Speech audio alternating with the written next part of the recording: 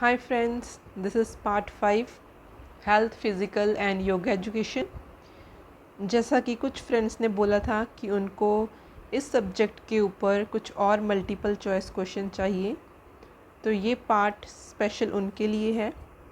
4 part इसके मैंने already share किए हुए हैं और चारों वीडियोस के लिंक आपको डिस्क्रिप्शन में मिल जाएंगे और ये पांचों वीडियो आपकी रिवीजन के लिए बहुत हेल्पफुल रहेंगी। अगर अच्छी लगी तो लाइक कमेंट कर देना। तो चलिए देखते हैं फर्स्ट क्वेश्चन हमारा। First question is the mind is of crucial consideration in overall assessment of well-being. Agree, strongly agree, disagree या स्ट्रांगली डिसएग्री। इस स्टेटमेंट से आप एग्री हो या स्ट्रांगली एग्री हो, डिसएग्री हो या स्ट्रांगली डिसएग्री हो, ये आपको बताना है। तो mind is a crucial consideration of overall assessment of well-being. अगर हेल्थ की बात करें तो हेल्थ में माइंड की, अगर गुड हेल्थ की बात करें तो उसमें माइंड का भी बहुत इम्पोर्टेंट रोल रहता है। फिज़िकल और मेंटल दोनों को कॉम्बिनेशन का होती है गुड हेल्थ, हम उसी को बोल देते हैं जिसमें माइंड और फिज़िकल हेल्थ दोनों चीज़ें आ जाएं। तो इस स्टेटमेंट का आंसर होगा स्ट्रांगली एग्री। नेक्स्ट क्वेश्चन देखते हैं। Question number 2, why good health is important. अच्छी हेल्थ क्यों इम्पॉर्टेंट है? Option A is in order to perform duties well. Yes, अगर आपकी सेहत अच्छी होगी, आप मेंटली फिज़िकली अच्छे हो, तो आप अपनी जो ड्यूटीज़ हैं वो अच्छे तरीके से परफॉर्म कर सकते हो। ये स्टेटमेंट बिल्कुल ठीक है, ये करेक्ट रीज़न है इसका। बी ऑप्शन है it help in attainment of personal ambition. ये स्टेटमेंट भी बिल्कुल सही है, तो इसीलिए हमारा आंसर होगा option C, both A and B.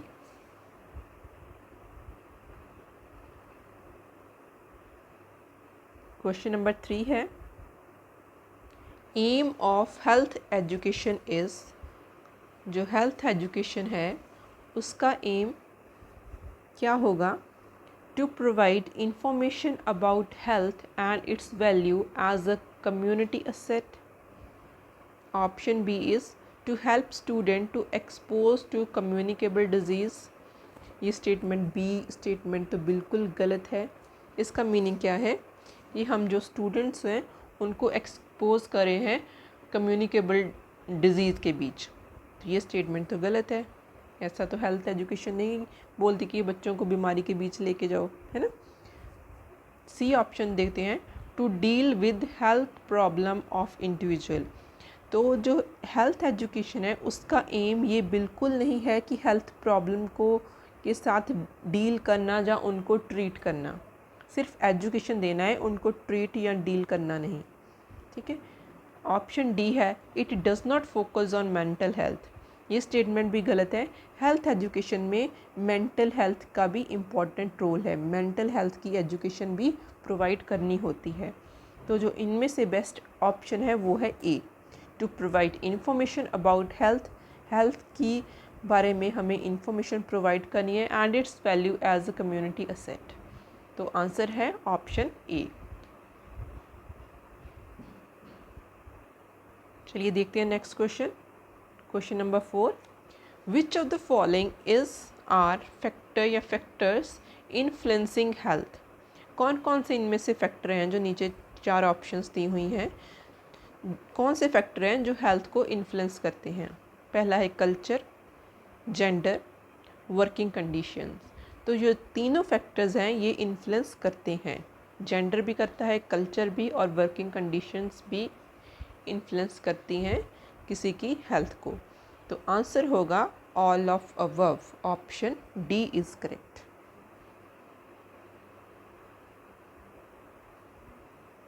Next question देखते हैं। Question 5, which of the following is a basic element in health education program. तो फर्स्ट ऑप्शन है क्लीनिनेस, बी है बैलेंस डाइट, सी ऑप्शन है both A and B, cleanliness भी और balance diet भी, और सी है ट्रीटमेंट ऑफ डिजीज़। क्वेश्चन क्या है, which of the following is a basic element in health education program. जो हेल्थ एजुकेशन प्रोग्राम है उनके बेसिक एलिमेंट्स क्या होंगे। बेसिक एलिमेंट है क्लीनिनेस एंड बैलेंस डाइट। पहले जैसे क्वेश्चन में डिस्कस किया था कि treatment of disease health education के अंडर नहीं आता, ट्रीटमेंट नहीं आती, सिर्फ इंफॉर्मेशन प्रोवाइड करनी होती है। क्लीनिनेस के बारे में, बैलेंस डाइट और भी बहुत सारे फैक्टर्स हैं। ठीक है, तो इसका सही जो ऑप्शन है वो है C, cleanliness and balance diet are the basic element in health education programs. Next question देखते हैं, question 6। Health education at elementary level is aimed primarily at having the child development good health habits and live happily. Is the statement correct? आपको yes या no में answer देना है। ठीक है, एक स्टेटमेंट दी हुई है ऊपर। Health education at elementary level, जो हेल्थ एजुकेशन है एलिमेंट्री लेवल पे, उसका एम क्या है, प्राइमरी एम क्या है उसका, eight having child development good health habit, कि बच्चों को हम अच्छी हेल्थ हैबिट सिखाएं और उनको खुश रहना सिखाएं। तो ये स्टेटमेंट ठीक है। यस, ये स्टेटमेंट बिल्कुल ठीक है। आंसर है option A, yes.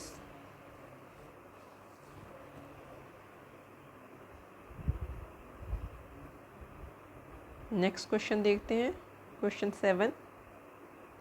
The role of teacher in school health program is, अभी जो स्कूल हेल्थ प्रोग्राम है उसमें टीचर का रोल क्या रहेगा। Good subject knowledge, school health program है तो सब्जेक्ट नॉलेज का इससे कोई मतलब नहीं है, तो ऑप्शन ए जो है वो बिल्कुल गलत है। ऑप्शन बी देखते हैं, to teach children the fundamental of healthy full living, ये हो सकती है। चलिए नेक्स्ट ऑप्शन भी देखते हैं।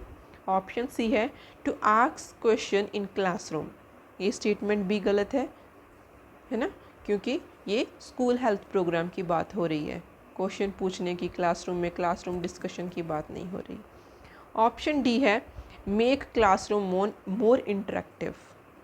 ठीक है, तो यहाँ भी स्कूल हेल्थ प्रोग्राम से इसका कोई मतलब नहीं है, तो जो इनमें से बेस्ट ऑप्शन है वो है B, to teach children the fundamentals of healthy full living.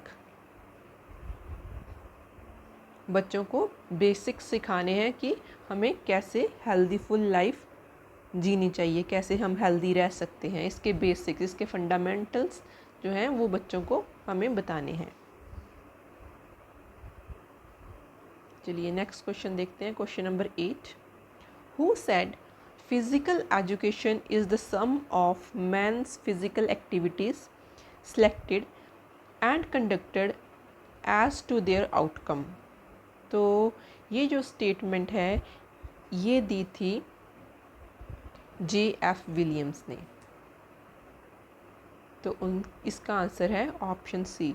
जो आपको चारों ऑप्शंस दिख रही हैं, अलग अलग नाम दिए हैं, इन्होंने अपनी अपनी अलग अलग डेफिनेशन या अपनी अपनी स्टेटमेंट दी थी। उन स्टेटमेंट्स को एक बार ध्यान से देख लेना। जैसे कि ये क्वेश्चन है, इस तरह का कोई और स्टेटमेंट भी हो सकती है और उसके अकॉर्डिंग आपको आंसर देना है कि ये स्टेटमेंट किसने दी थी। ठीक है, ये चारों नाम इम्पॉर्टेंट है, तो इनकी भी एक बार स्टेटमेंट देख लेना कि इन्होंने क्या क्या अलग अलग स्टेटमेंट्स दी थी। नेक्स्ट क्वेश्चन है question 9। Human beings are psychophysical in nature, who gave this statement. जो ह्यूमन बींग्स हैं वो साइकोफिजिकल हैं इन नेचर, किसने ये स्टेटमेंट दी थी। ये स्टेटमेंट दी थी डॉक्टर राधा कृष्णा ने। ठीक है, तो इसका जो करेक्ट ऑप्शन है उसकी वो है ऑप्शन ए।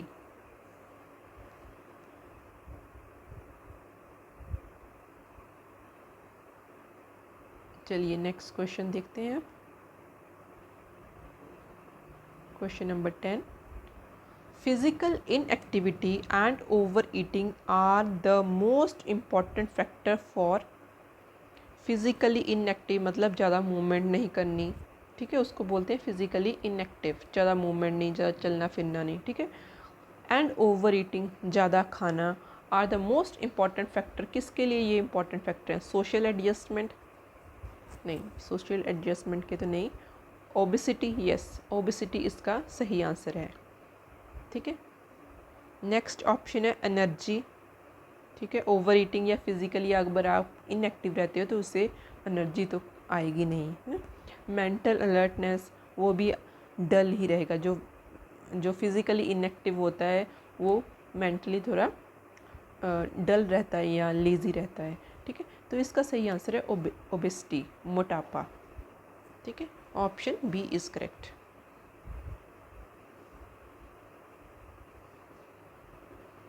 क्वेश्चन नंबर 11,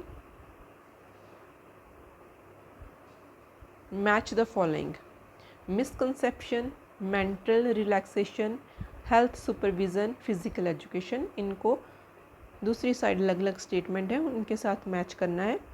फर्स्ट है मिसकंसेप्शन, तो देखते हैं इनमें से मिसकंसेप्शन कौन सी होगी। पहली स्टेटमेंट है physical education is only participation in sports. दूसरा है is integral part of total education. तीसरा है helps in better concentration, provide healthy environment in school. तो इनमें से जो मिसकंसेप्शन है वो तो ए नंबर पे है, that physical education is only participation in sports, कि जो फिज़िकल एजुकेशन है वो सिर्फ स्पोर्ट्स के लिए ज़रूरी है। ठीक है, तो ये है एक मिसकंसेप्शन है। तो जो ए नंबर है वो ए और बी ऑप्शन आप जो नीचे देख रहे हैं उन पे आ रहा है ना। नेक्स्ट देखते हैं मेंटल रिलैक्सेशन, तो इसका जो है हेल्प्स इन बेटर कंसंट्रेशन, तो इसका जो सही मैच है वो सी आ रहा है। तो देखते हैं ए और बी दोनों में से जो सी दूसरे नंबर पे बी पे आ रहा है, यहीं से हम अंदाज़ा लगा लेंगे कि जो हमारा आंसर है वो ऑप्शन बी है। वैसे हम नेक्स्ट भी देख लेते हैं। हेल्थ सुपरविज़न, हेल्थ सुपरविज़न क्या आ जाएगा? Provide healthy environment in school. ठीक है, और जो फिज़िकल एजुकेशन है is an integral part of total education. ये स्टेटमेंट भी इम्पॉर्टेंट है कि जो फिज़िकल एजुकेशन है वो एक इंटेग्रल पार्ट है टोटल एजुकेशन का। ठीक है, तो हमारा आंसर है option B, A C D B.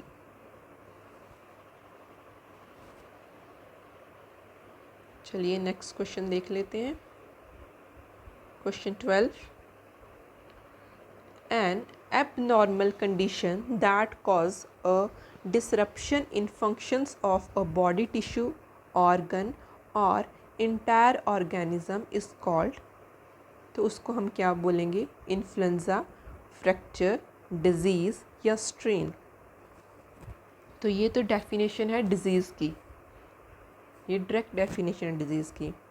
Any abnormal condition that cause disruption in function of body tissue, अगर कोई ऐसी एबनॉर्मल कंडीशन है जैसे कि बॉडी टिश्यू सही से काम नहीं करता, जहाँ कोई ऑर्गन काम नहीं करता, जैसे लीवर हो गया, किडनी हो गई, ये अलग अलग ऑर्गन से अगर ये प्रॉपरली काम नहीं कर रहे हैं, या इंटायर ऑर्गेनिज्म, ठीक है, अगर पूरी बॉडी ही ठीक तरीके से नहीं काम करी तो उसको क्या बोलेंगे? उसको बोलेंगे डिजीज़।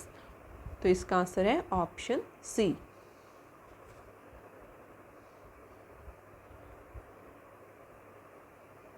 नेक्स्ट क्वेश्चन देखते हैं। क्वेश्चन 13,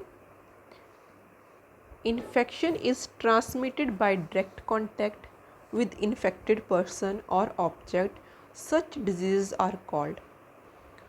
जब इन्फेक्शन जो ट्रांसमिट होती है डायरेक्ट कांटेक्ट से, कोई इन्फेक्टेड पर्सन है उसके डायरेक्ट कांटेक्ट से, या कोई ऑब्जेक्ट है उसके डायरेक्ट कांटेक्ट से जो इन्फेक्शन ट्रांसमिट होती है, वो कौन सी डिज़ीज़ होती है? Infectious disease, contagious disease, incubation period, non communicable disease. अभी देखो इसमें 3 तो डिज़ीज़ हैं और एक इंक्यूबेशन पीरियड है, यानी कि ऑप्शन सी तो बिल्कुल नहीं इसका आंसर होगा। नॉन कम्युनिकेबल डिज़ीज़ भी नहीं होगा क्योंकि यहाँ पे ट्रांसमिशन की बात हो रही है। नॉन कम्युनिकेबल मीन्स जो ट्रांसमिट नहीं होती। ठीक है, तो सी और डी तो ऑप्शन बिल्कुल गलत है। अब देखते हैं इन्फेक्शियस डिज़ीज़ और कॉन्टेजियस डिज़ीज़। अभी ये दोनों टाइप्स है, कम्युनिकेबल डिज़ीज़ की 2 टाइप होती हैं, ए और बी जो ऑप्शन दी है। और इसमें से जो करेक्ट आंसर है वो है ऑप्शन बी, कॉन्टेजियस डिजीजेस। ठीक है, नेक्स्ट क्वेश्चन देखते हैं। विच of the following is a non communicable disease? वो डिज़ीज़ जो एक दूसरे से नहीं होती, ट्रांसमिट नहीं होती। फर्स्ट है कैंसर, मीज़ल्स, मलेरिया, ट्यूबरकुलोसिस। तो जो ऑप्शन बी, सी और डी हैं ये तो कम्युनिकेबल डिजीज़ हैं तीनों, बी, सी और डी, है ना। तो जो नॉन कम्युनिकेबल डिजीज़ है वो है कैंसर। तो इसका जो सही ऑप्शन है वो है ऑप्शन ए।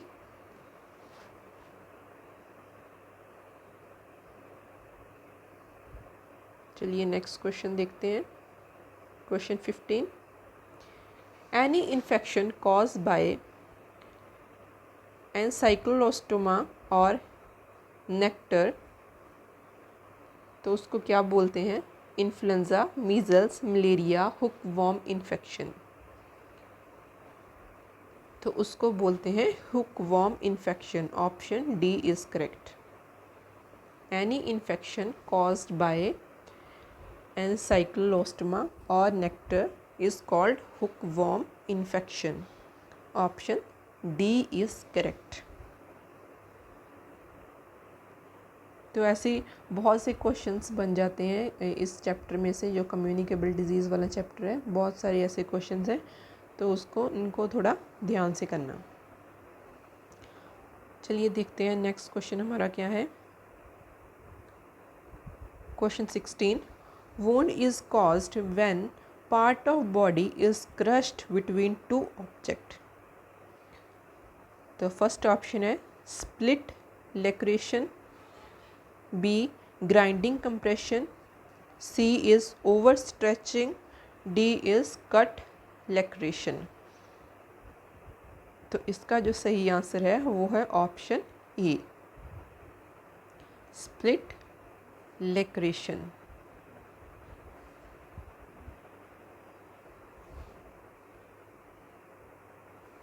चलिए नेक्स्ट क्वेश्चन देखते हैं अब।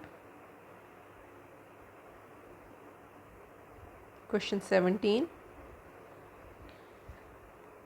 N area of skin discoloration refers to. First option है डिसलोकेशन, कॉन्ट्यूशन, स्ट्रेन, स्प्रेन। तो डिसलोकेशन तो बिल्कुल नहीं होगा, क्योंकि डिसलोकेशन में जॉइंट जो है उसकी जब डिसप्लेसमेंट हो जाती है उसको डिसलोकेशन बोलते हैं। तो इसका जो आंसर है वो है option B, contusion. Option B is correct.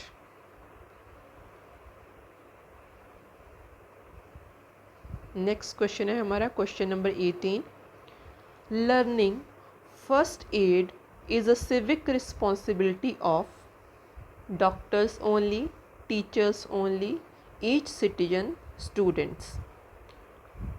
Question है learning first aid is a civic responsibility. जो फर्स्ट एड देनी सीखनी है जो, वो किसकी रिस्पॉन्सिबिलिटी है? ये हर एक सिटीजन की ड्यूटी है। ये फर्स्ट एड देना हर किसी को आना चाहिए, क्योंकि पता नहीं कब किसको किसकी ज़रूरत पड़ जाए। तो फर्स्ट एड सबको देनी आनी चाहिए। तो इसका आंसर है each citizen. Learning first aid is a civic responsibility of each citizen. तो सही ऑप्शन है ऑप्शन सी। तो ये हमारा था लास्ट क्वेश्चन। उम्मीद है कि आपको वीडियो अच्छी लगी होगी, क्वेश्चंस अच्छे लगे होंगे। अगर अच्छे लगे तो लाइक और कमेंट कर देना। Stay connected, keep learning. Thank you.